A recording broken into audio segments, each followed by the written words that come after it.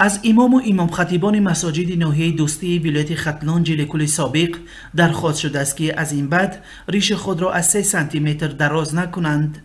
برخی از امام ها گفتند که در گذشته ریش آنها 5-6 سانتی متر برابر به اندازه یک مشت بود و بعد خواهش مقامات ناحیه نیمی آن را قیچی زدند. ناحیه دوستی بیش از 60 امام و امام خطیب دارد.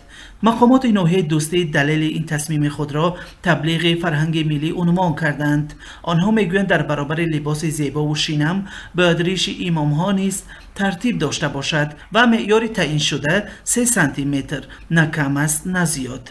نصرالله فیض‌اللهیف امام خطیب مسجد مرکزی ناحیه دوستی از نخستین امام منطقه است که ریش تقریبا 5 سانتی مترش را کوتاه کرد. نصرالله فیض‌اللهیف میگوید بله ما ریشمان را پس کردیم. همین از 5 سانتی متر بود و تقریبا 3 سانتی تحت خواهش کردن التماس کردن که میل سخنی جلوی ندارم اگر سایتی باشه پس میتونیم و پسرش کنیم. درازی کوتاهی در مذهب ابو حنیفه رحمت الله علیه که ما در مذهب او هست باید یک مشت باشه. این همین قبضه میکنی یعنی چه واسه هم یک قبضه باشه یا مشت باشه تقریبا یک مشت یعنی 5-6 سانتی متر. در گذشته مقامات ریشه های دراز دانشجویان و کارمندان اداره های دولتی را رسما منع کرده بودند. امام خطیبان نیز طی تقریبا 4 سال به عنوان خادم دولتی کار کرده از حساب دولت معاش دریافت میکنند.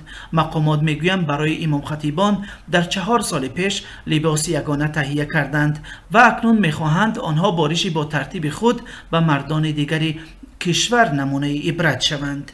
موجودیت دستور کوتاه کردن ریش امام خطیبان ناحیه دوستی را رئیس ناحیه صلاح الدین رجب زاده در صحبت با خبرنگاران آشکار کرد. خواهی ما تمام طرف کارکنان مقامات حفظ حقوق هم کار کردیم. ما بعد مسئله ریش خطی حتی سرخطی با ریش بلند بود امنیت خطی کردن سرخطی با ریش پاس کردیم. در گذشته 10 نفر از ساکنان از اینکه ریششان مجبوری تراشیده شده است شکایت کردند. نوارهای نیز به شبکه‌های اجتماعی راه یافتند. این پایگاه را به مخالفان و طرفداران ریش جدا کردند. اما مقامات بارها گفتند که ریشی کسی مجبوری تراشیده نشده است بلکه از آنها خواستند تا ریش دراز خود را به ترتیب درآورند. اما آنهایی که میل به ریش و حجاب و پوشش های دیگری اسلامی دارند معرکه تبلیغ فرهنگ ملی و تنظیم ریش های دراز را نقض حقوق خود می‌دانند.